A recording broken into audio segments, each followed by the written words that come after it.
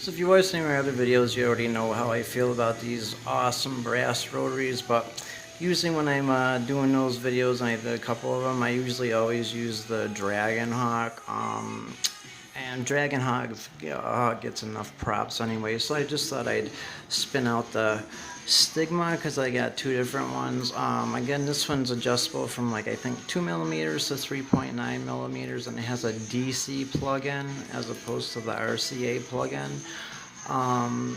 So this one was actually a little bit cheaper than the Dragon Hawk. What I will say I like about it is they have these two little screws on the side that you can loop the rubber bands around, and this all this piece up here is metal. It's all solid brass as opposed to the Dragon Hawk, which has a plastic tube voice setup.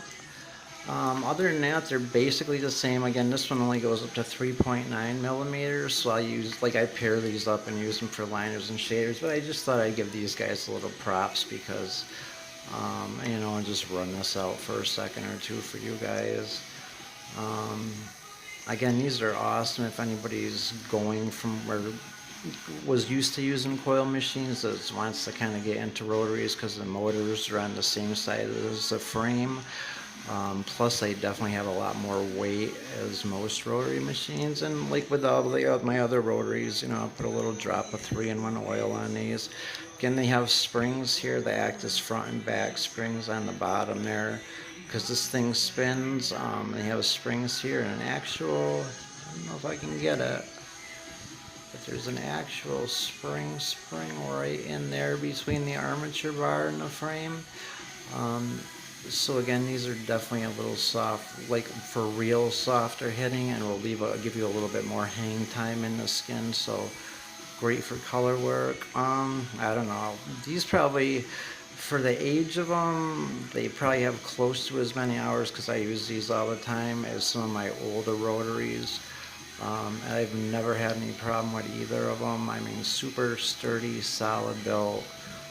Just that little bit of oil, And what I'll do after every tattoo, like I do with all my machines, any like little screws, I'll kind of just snug them up, snug these up a little bit, even the motor screws, any screws, and I do that on all my coil machines too. And these I'm not gonna give out any prices or anything, but they come with spare springs and tools, and like super great, color machines. Again, I use this for the liner.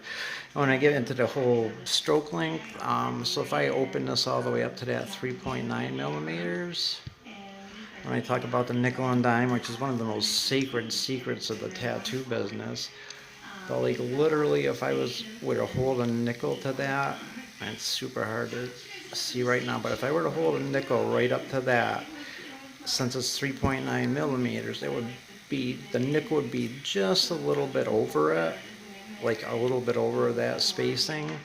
And on this, when I usually keep this on 4.2 millimeters all the time anyway. So when this armature bar is traveling back and forth, when you look at the top of that, if I were to hold a nickel to the side, the gap in between, how it looks almost like two armature bars, the gap in between there is a little bit over a nickel. A nickel's about 4 millimeters, thus being like good shader, and a dime, that's the gap you're looking for, people, not the gap in between the contact points. As so many people say, the contact point in the front spring, because I have coil machines I could show you that if I were to depend on that gap like that just because of the frame styles, or how you even bend the springs for that matter, that gap is like, even though it almost usually works out that way with coil machines, but if I were to really depend on that, like I would be so messed up. So really that's the gap that you're looking for with your liners and shaders. Like right now I tighten that up, probably a little bit too tight, but if I loosen that up a little bit, and we're to hold a dime, you guys, when you're doing this at, your studio or at home, you can clearly see it looks like there's two armature bars on top of each other. So if I were to hold a dime right up to the side there without jamming it in, when that's about a dime in between that little gap as they're moving up and down. There's another video I did on it, and I have like written, you know, a diagram on what to look for. But so if I were to hold a dime right to that right now, that's about a dime. So that's probably about 3 millimeters, and that's, you know, pretty much a perfect liner right there. But yeah, so I thought I'd throw Stigma a little bit of props because you don't hear too much about them.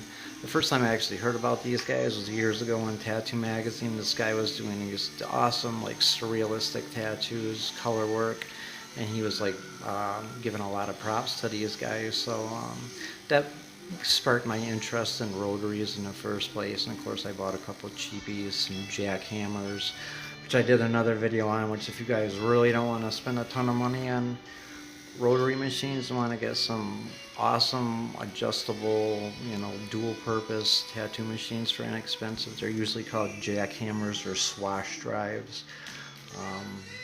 Excellent machines for the price. But anyway, like I say, Dragonhawk tends to get a lot of, you know, props anyway, for their rotaries and stuff. So I thought I'd throw a little one out there for Stigma. I mean, in all actuality, when it comes to overall construction, you know, because like I said, that whole piece is all brass, and I like how they did these two little screws on the side to loop the rubber bands, as opposed to just one little, I don't know if you can see it, kind of like that little space on the bottom, which is supposed to hold your rubber band. As far as the DC and RCA connection, the DC connections are supposed to be a little bit more stable. I don't know, whatever. I personally don't find that there's really any difference, as long as you get a good RCA cord that fits snug and you're not, you know, dropping out of your machine all the time. I guess that's all that matters. But I will definitely say that this little Stigma, even though it was about $20 cheaper than that, it's kept right up to it, because, you know, I use this for all the lining with that, and I've done outlines that actually took longer than the coloring, and both, you know, super color work rotaries. So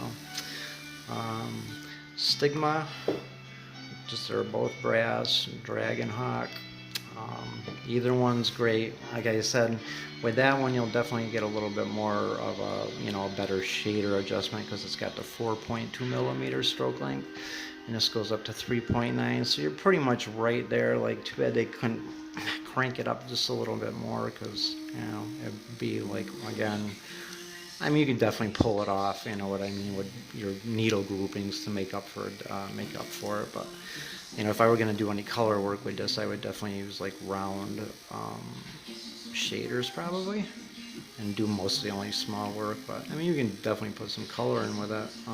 Wicked good outliner though. Right now this is on like 5 volts, and that's purring right along with my 14 round beater needle.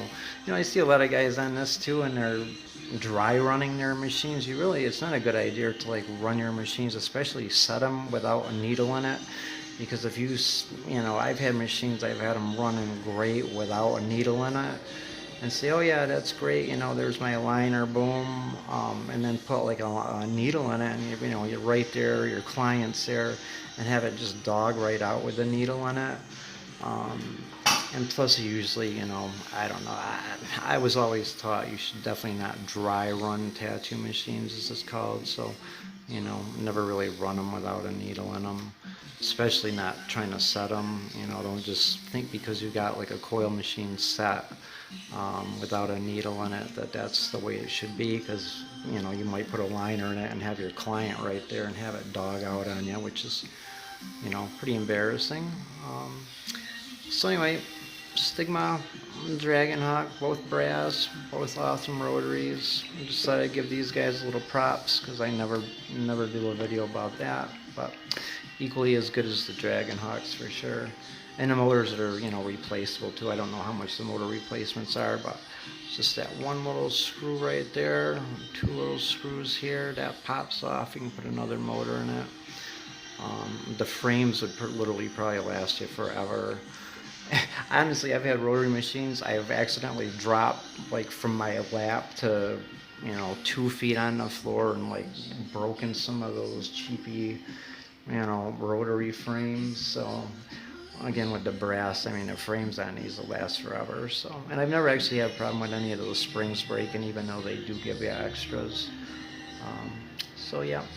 Alright, see ya.